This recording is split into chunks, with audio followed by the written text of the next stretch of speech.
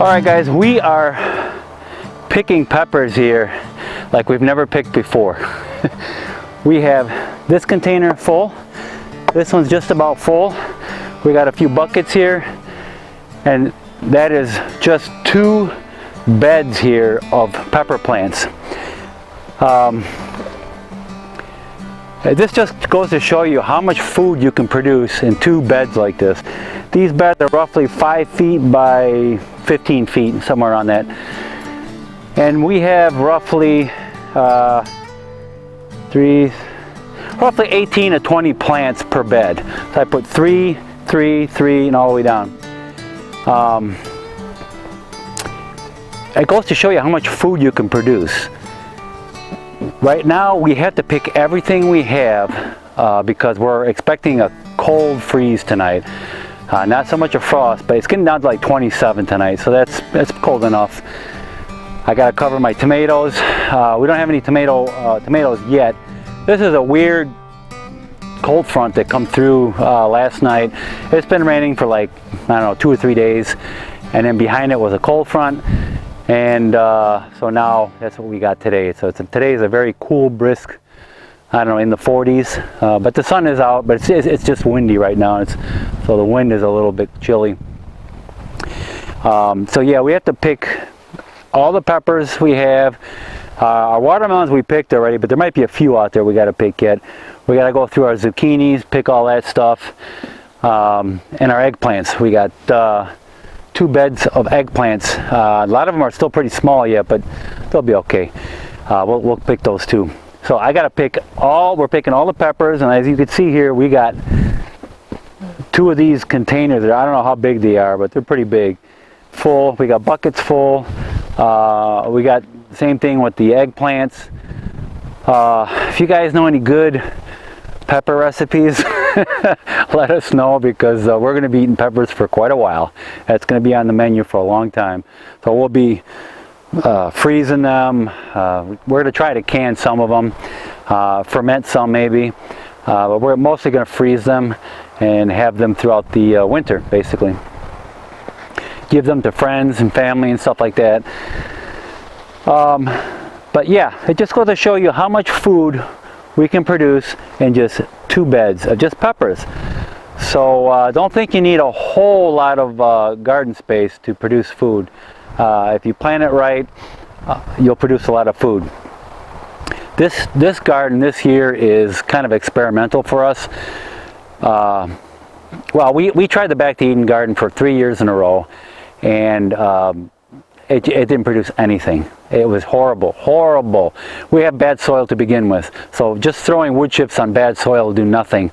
A lot of people are saying, yeah, but give it time and it'll, you know, the bacteria and the bio and this and that will take care of itself and it'll get better. And I don't got that kind of time to wait, okay?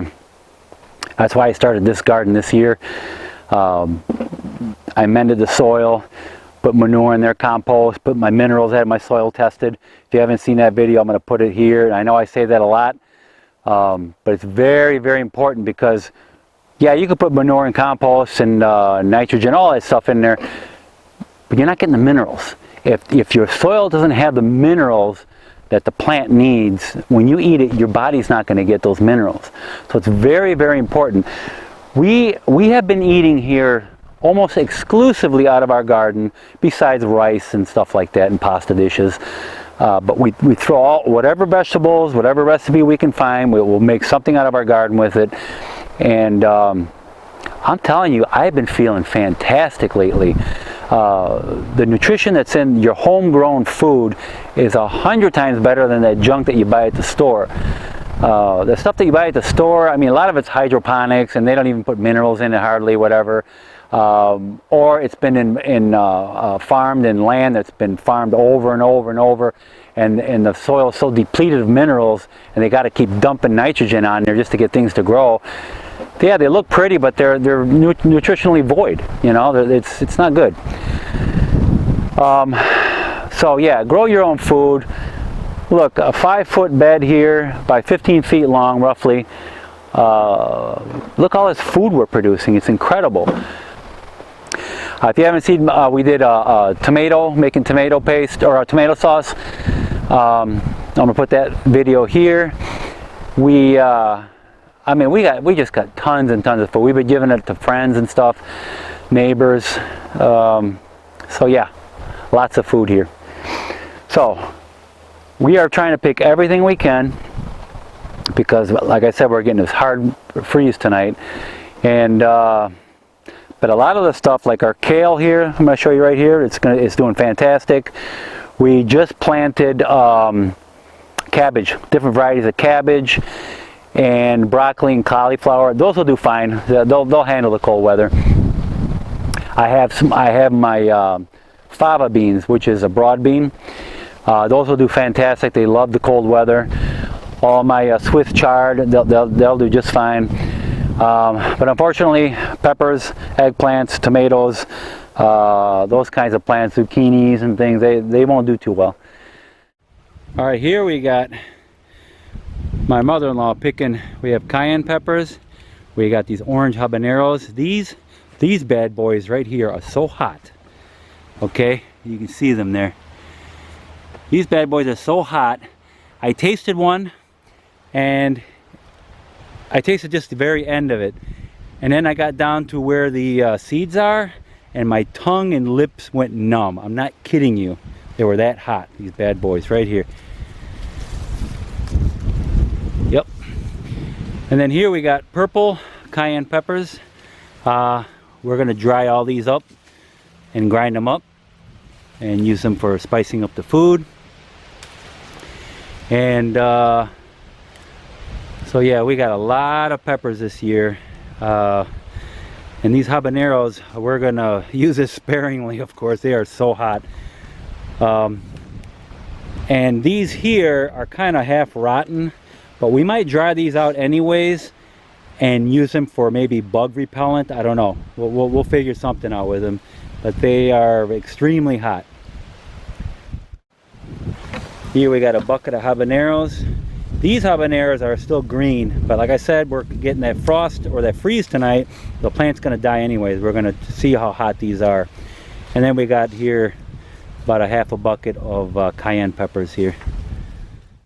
All right, I have here a bucket, or almost a half a bucket of ripe habaneros.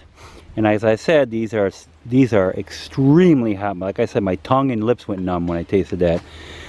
These are the unripened ones. I had to pick them because they're all going to be frozen tonight. I tasted this, also the non-ripe ones, and let me tell you, they are just as hot. They are insanely hot.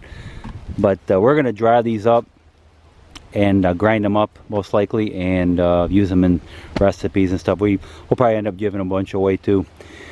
But yeah, these bad boys are hot.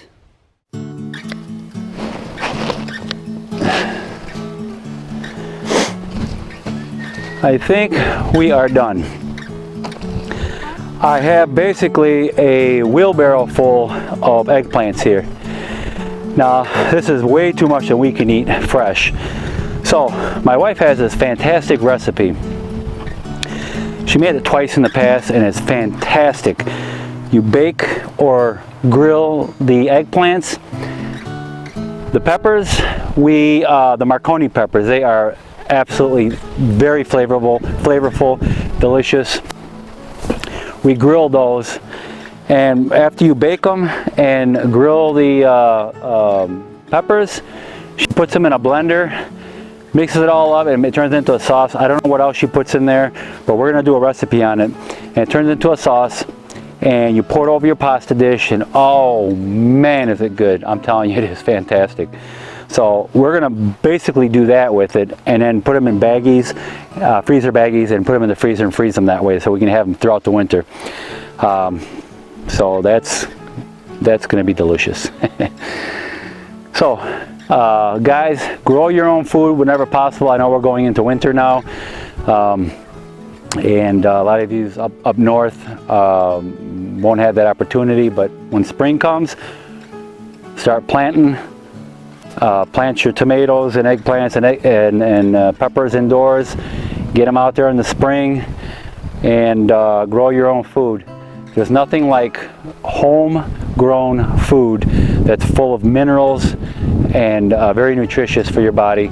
We have been eating almost exclusively from this garden, so I've been feeling fantastic. All those minerals that I put into the soil here and all the amending I did in the soil, it has really paid off, as you can see here.